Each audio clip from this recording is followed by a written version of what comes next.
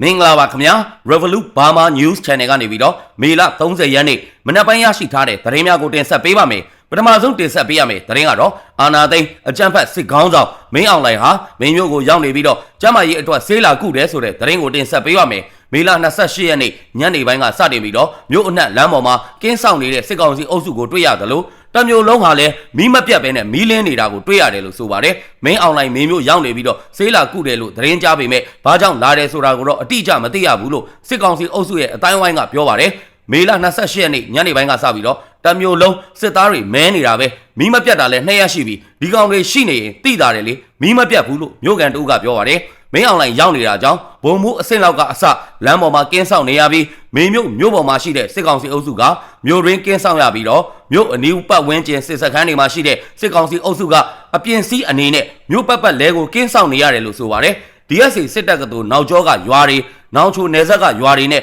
ပြင်းလွင်လာရှိုးလမ်းပတ်ဝန်းကျင်တွေမှာလည်းအရာရှိတွေကိုလုံခြုံရေးအပြည့်ချထားတယ်လို့စစ်ကောင်စီအုပ်စုအတိုင်းဝိုင်းကပြောဆိုရပါတယ်အာနာသိန်းအကြမ်းဖက်စစ်ခေါင်းဆောင်မင်းအောင်လှိုင်ဟာပြီးခဲ့တဲ့တကြံကာလ AB လကလည်းမင်းမျိုးကိုမိသားစုလိုက်အပန်းဖြေခရီးလာရောက်ခဲ့တယ်လို့သိရပါတယ်။တကြံတွဲမှာမင်းအောင်လှိုင်ရောက်နေတဲ့အချိန်မင်းမျိုး DSA ကိုတော်လိုင်းတပ်တွေကရှော့တိုက်ဒုံးနဲ့ပစ်ခတ်တိုက်ခိုက်ခဲ့သေးကြောင်းသတင်းရရှိပါတယ်ခင်ဗျာ။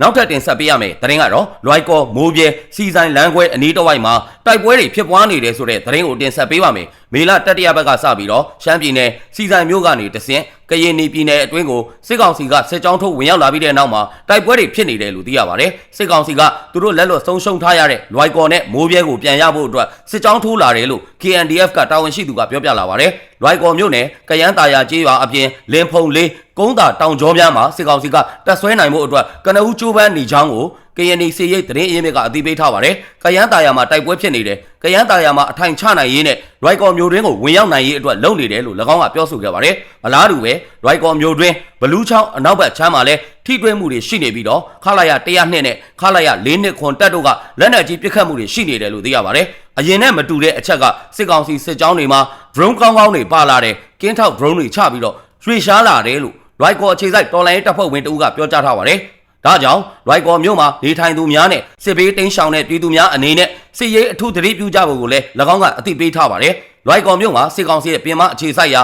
ာဒေသကော်ကဲရေးစစ်ဌာနချုပ်ဒါကဆလွိုက်ကော်အပါအဝင်ခြေလင်တရင်ခလာရ261ခလာရ250ခလာရ54အမြောက်တရင်အမတ362တမတော်စီယုံတဆရအမှတ်ခွန်ထောက်ပို့နဲ့ပို့ဆောင်ရေးတက်ခွဲထပခ9နှစ်တို့ရှိကြောင်းသတင်းရရှိပါရခင်ဗျာ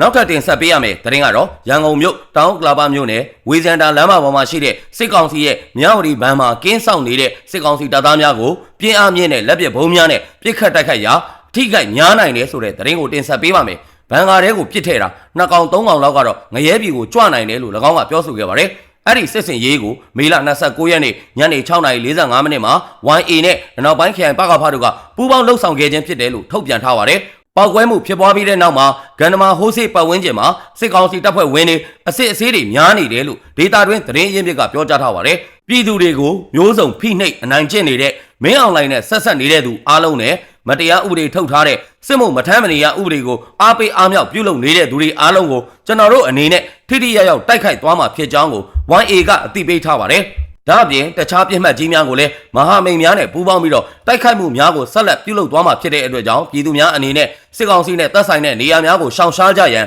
YA ကသတိပေးထားပါတယ်စစ်ကောင်စီအာဏာသိမ်းပြီးတဲ့နောက်ပိုင်းမှာရန်ကုန်နဲ့မန္တလေးအပါအဝင်မြို့နယ်အများပြားမှာရှိတဲ့မြောက်ရီဗန်များမှာကင်းဆောင်နေတဲ့စစ်ကောင်စီတပ်ဖွဲ့ဝင်များကိုတော်လိုင်းအင်အားစုများကတိုက်ခိုက်မှုများကိုပြုလုပ်ခဲ့ကြတယ်လို့သိရပါတယ်မေလ21ရက်နေ့ကလည်းမန္တလေးမြို့ချမ်းမြသာစီမှာရှိတဲ့မြောက်ရီဗန်ကိုလက်ပစ်ဘုံနဲ့ပစ်ခတ်တိုက်ခိုက်ခဲ့သေးကြောင်းသတင်းရရှိပါတယ်ခင်ဗျာ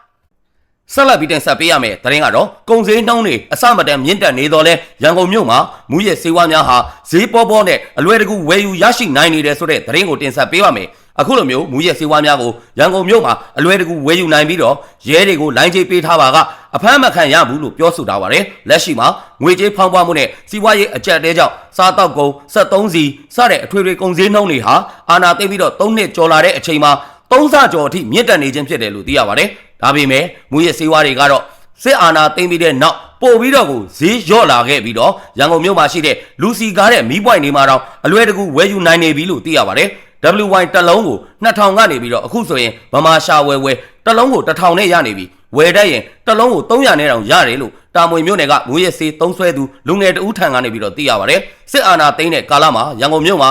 WY Ice ဘိန်းဖြူစတဲ့မူရဲစေးဝါများပိုမိုပေါများလာပြီးတော့ဒေါ်လာဈေးဘလောက်တက်အဲ့ဒီမူရဲစေးဝါတွေရဲ့ဈေးနှုန်းတွေကတော့ဈေးမတက်ဘူးလို့သိရပါတယ်ဒါအပြင်ရဲတွေကိုလိုင်းချေးပေးနိုင်မှာကမူရဲစေးရောင်းချသူများဟာ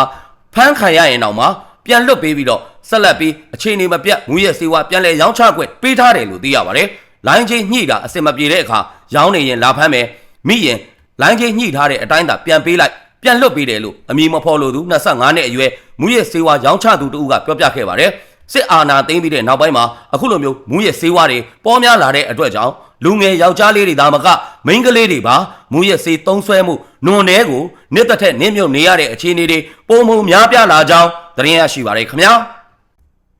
နောက်ထပ်တင်ဆက်ပေးရမယ့်သတင်းကတော့ရန်ကုန်တိုင်းဒလမြို့နယ်အနိုးချောင်းရွာအုပ်ချုပ်ရေးမှူးကအမျိုးသမီးတွေကိုပါစစ်မှုထမ်းရမယ်ဆိုပြီးတော့ပြောဆိုလာတဲ့သတင်းကိုတင်ဆက်ပေးပါမယ်အနိုးချောင်းရွာအတွင်းမှာရှိတဲ့စစ်မှုထမ်းဖို့အတွက်အကျုံးဝင်တဲ့အမျိုးသမီးများပါမဲနှိုက်ရမယ်ဆိုပြီးတော့မေလ15ရက်နေ့မှာအုပ်ချုပ်ရေးမှူးကပြောကြားခဲ့ပြီးတော့မဲမနှိုက်ချင်မှာကတယောက်ကိုကျပ်3,200ပေးရမယ်ဆိုပြီးတော့ဒေသခံတချို့စီကနေပြီးတော့သိရပါတယ်ဒီတစ်ခေါက်ကအမျိုးသမီးတွေပါနှိုက်ရမယ်တဲ့မဲမနှိုက်ချင်ရင်တယောက်ကို3,200ပေးဆိုပြီးတော့ကောက်နေတယ်ပြီးတော့ရွာမှာကနိုင်ငံခြားသွားတာတို့နေမှာအလုပ်သွားလုပ်တာလို့ရှိတယ်လေအဲ့ဒီသူတွေကတကောင်စီးရဲထဲမှာရှိပြီးတော့အိမ်မှာမရှိရင်စစ်တပ်ကအိမ်ကိုမရစ်အောင်နဲ့ဘာမှမလုပ်အောင်ဆိုပြီးတော့အုပ်ကြီးကိုပတ်စံပေးရသေးတယ်လို့အနိုးချောင်းရွာနေပြည်သူတို့ကပြောကြားထားပါတယ်အနိုးချောင်းကြေးရွာအုပ်ချုပ်ရေးမှူးဝတင်ဆိုတဲ့သူဟာရန်ကုန်အခြေစိုက်တော်လိုင်းတပ်ဖွဲ့တချို့ရဲ့သတိပေးခြင်းကိုခံထားရတဲ့သူလည်းဖြစ်တယ်လို့ဒလအုပ်ချုပ်ရေးအတိုင်းဝိုင်းနဲ့နီးစပ်သူတို့ကပြောကြားခဲ့ပါတယ်သူ့ကိုရန်ကုန်ဒလန်ရှင်းလင်းရေးဆိုတဲ့အဖွဲ့ကဖုန်းဆက်ပြီးတော့သတိပေးလာတာတွေရှိတယ်ရွာထဲကအိမ်တော်များများကလည်းသူ့ကိုတိုင်ထားတာပေါ့ငွေကိုမတရားကောက်တယ်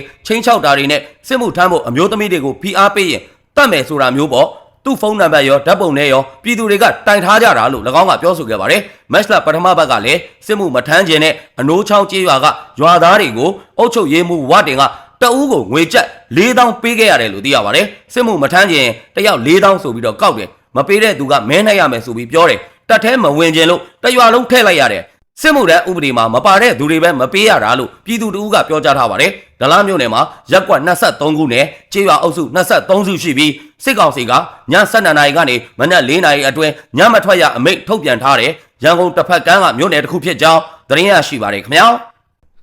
ဆက်လက်ပြီးတော့တင်ဆက်ပေးရမယ်သတင်းကတော့တနင်္သာရီတိုင်းတနင်္သာရီမြို့နယ်တိန်တော်ရွာကိုအကြမ်းဖက်စစ်ကောင်စီကတိုက်ပွဲဖြစ်ပွားခြင်းမရှိဘဲနဲ့လက်နက်ကြီးတွေနဲ့ပစ်ခတ်နေတဲ့အတွက်ရွာလုံးကျွတ်တင်းရှောင်နေရပြီးတော့နေအိမ်များလည်းထိခိုက်ပျက်စီးမှုတွေရှိနေတယ်ဆိုတဲ့သတင်းကိုတင်ဆက်ပေးပါမယ်မေလ24ရက်နေ့မှာတနင်္သာရီမြို့နယ်တိန်တော်ရွာကိုအကြမ်းဖက်စစ်ကောင်စီရဲ့ခမရ101တပ်ရင်းကတိုက်ပွဲဖြစ်ပွားခြင်းမရှိဘဲနဲ့လက်နက်ကြီးတွေနဲ့ပစ်ခတ်ခြင်းကြောင့်နေအိမ်များပျက်စီးသွားပြီးပြည်သူတွေဟာလည်းဘေးလွတ်ရာကိုထွက်ပြေးတိမ်းရှောင်နေရတယ်လို့သိရပါတယ်။တနင်္သာရီမြို့နယ်တိန်တော်ရွာကိုအကြမ်းဖက်စစ်တပ်ရဲ့ခမရ101တပ်ရင်းကတိုက်ပွဲမဖြစ်ဘဲနဲ့အကြောင်းမဲ့လက်နက်ကြီးတွေနဲ့ပစ်နေလို့ပြည်သူတွေရဲ့နေအိမ်တွေပျက်စီးခဲ့တယ်။ပြည်သူတွေထိခိုက်ဒဏ်ရာရတာတော့မရှိဘူး။လက်နက်ကြီးတွေကမကြာခဏဆိုသလိုပစ်နေတာ2ရက်ချား3ရက်ချားအမြဲတမ်းပစ်နေတယ်လို့ဒေသခံပြည်သူတို့ကပြောဆိုထားကြောင်းသတင်းရရှိပါတယ်ခင်ဗျာ။အခုလိုမျိုးမြန်မာတနိုင်ငံလုံးမှာဖြစ်ပွားနေတဲ့စီးရေးသတင်းနိုင်ငံရေးသတင်းများကိုအချိန်ပေးပြီးတော့နားဆင်ပေးတဲ့အတွက် Revolut Burma News Channel ကနေပြီးတော့အထူးပဲကျေးဇူးတင်ရှိပါတယ်ခင်ဗျာ။